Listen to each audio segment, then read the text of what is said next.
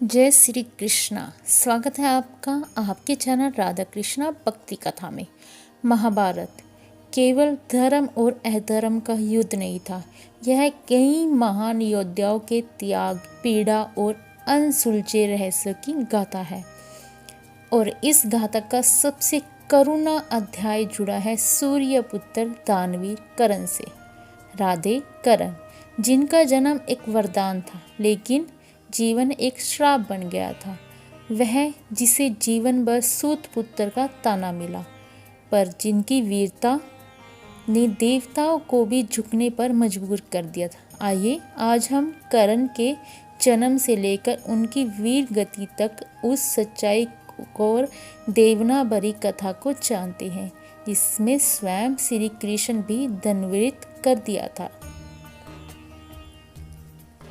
कर्ण का जन्म किसी साधारण बालक के रूप में नहीं हुआ था। वह महारानी कुंती और सूर्यदेव के अंश थे।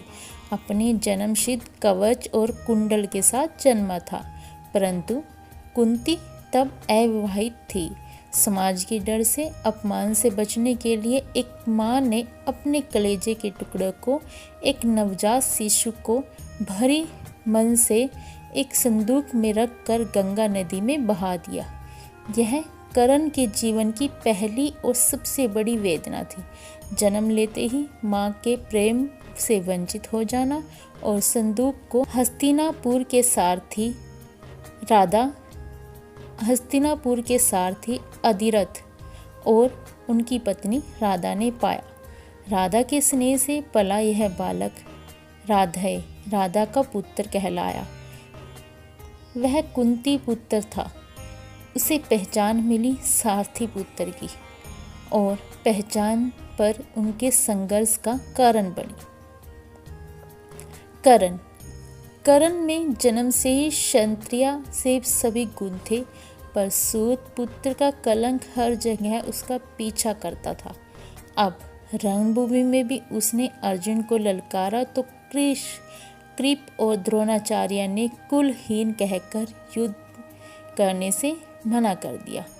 इसी अपमान के बीच दुर्योधन ने कर्ण को अंग देश का राजा बनाकर गले लगाया।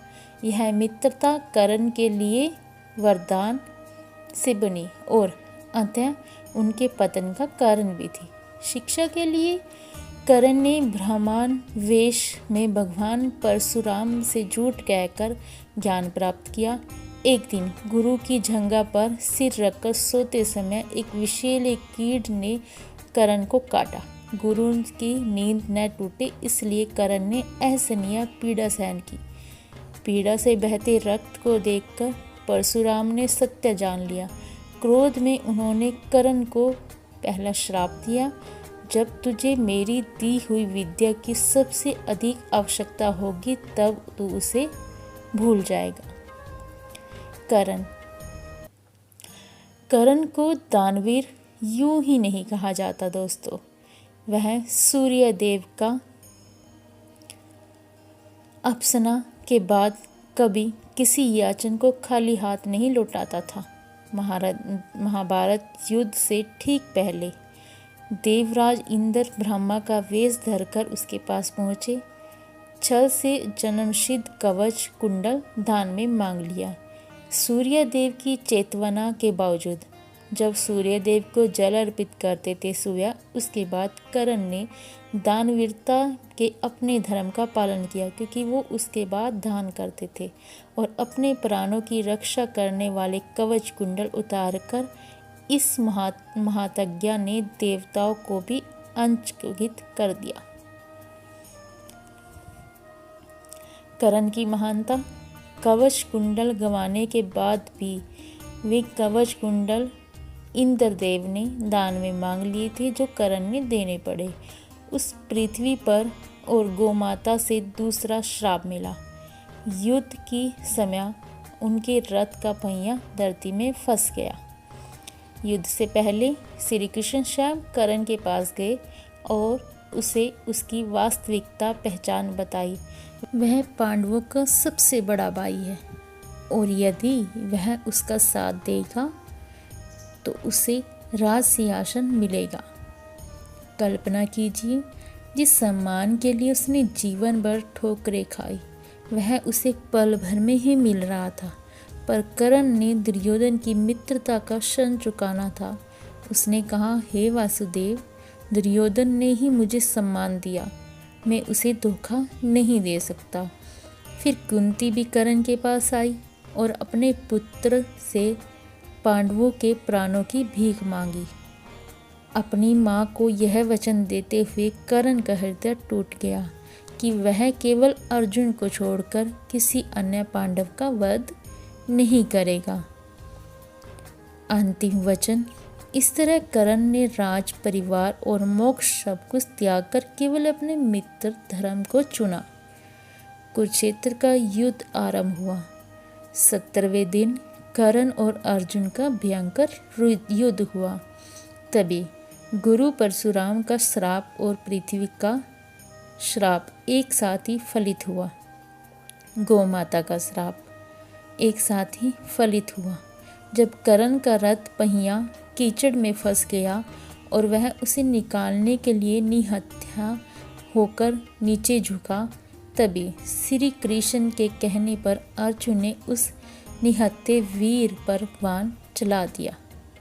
बाण लगने के बाद भी कर्ण ने प्राण बाकी थे। श्री कृष्ण ब्रह्म वेश में कर्ण के पास गए, अंतिम दान मांगा। कर्ण ने अपने सोने के दांत तोड़कर दान में दे दिए। अपने जीवन का अंतिम दान देकर कर्ण ने मोक्ष प्राप्त किया। उनके शरीर से एक तीर निकलकर सूर्यदेव में समा गई। इस महान योद्धा की मृत्यु ने धर्म युद्ध के नियमों पर भी प्रश्न चिन्ह लगा दिया। राधा कृष्ण भक्ति के क्षेत्राओं कर्ण का जीवन हमें यह सिखाता है कि भाग्य भले ही आपके विरुद्ध हो, पर आपको कर्म ही अपनी असली पहचान बनाते हैं। उसने अपमान सहा, छल सहा, अपने दान, वीरता, मित्रता के धर्म पर त्याग नहीं किया। यही कारण है आज भी वह केवल एक योद्धा नहीं बल्कि त्याग और वेदना की एक अमर गाथा है। आपको कर्ण के जीवन का कौन सा पहलू सबसे अधिक प्रभावित करता है, हमें कमेंट बॉक्स में जरूर बताना। जय श्री कृष्ण जरूर लिखना। इस कथा को लाइक करें, शेयर करें अपने परिवारजनों के साथ। राधा कृष्ण भक्ति कथा चैनल को सब्सक्राइब करना बिल्कुल ना भूलें। मिलते हैं अगली एक और नई कथा में। तब तक के लिए जय श्री कृष्ण दोस्तों।